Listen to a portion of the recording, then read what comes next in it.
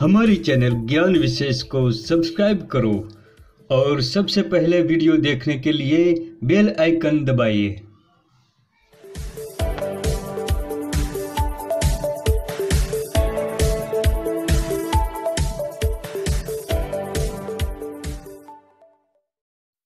नमस्कार दोस्तों, मैं ईश्वर सोलंकी और आप देख रहे हैं ज्ञान विशेष।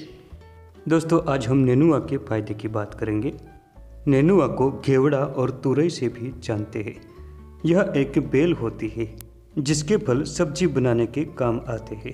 यह वर्षा ऋतु में पैदा होती है। यह बेल वर्षा काल में सर्वत्र उत्पन्न होती है। यह बाड़ों, झाड़ियों और वृक्ष के सहारे ऊपर चढ़ती है। इसका फैलाव भी बहुत ज़्यादा होता है। इस बेल को करेले के समान लेकिन बड़े पत्र लगते हैं और पीले रंग के पुष्प होते हैं। इसको जो फल लगते हैं इसे तोरई, नेनुआ और घिया तोरई से जानते हैं। इसकी सब्जी बहुत ही स्वादिष्ट बनती है।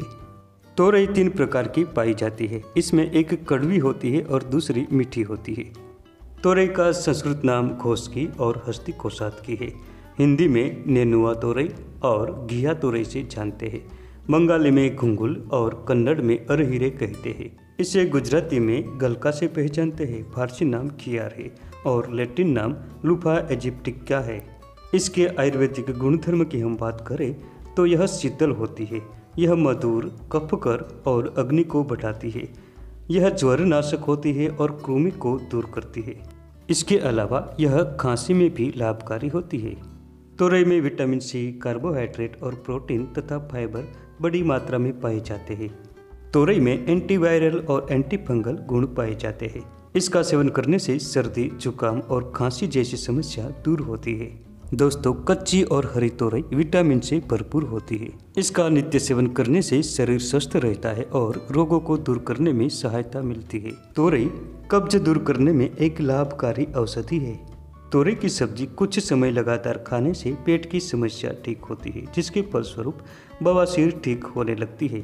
तोरई पेशाब की जलन और पेशाब की बीमारी को भी दूर करती है।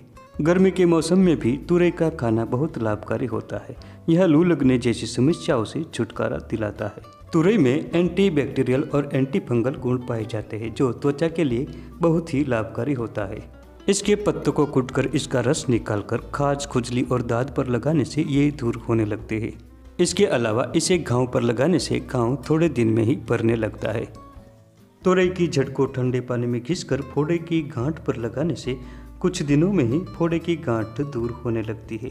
इसके अलावा तुरई का रस निकालकर गोमूत्र के साथ मिलाकर गर्म करके लगाने से सूजन मिट जाती है।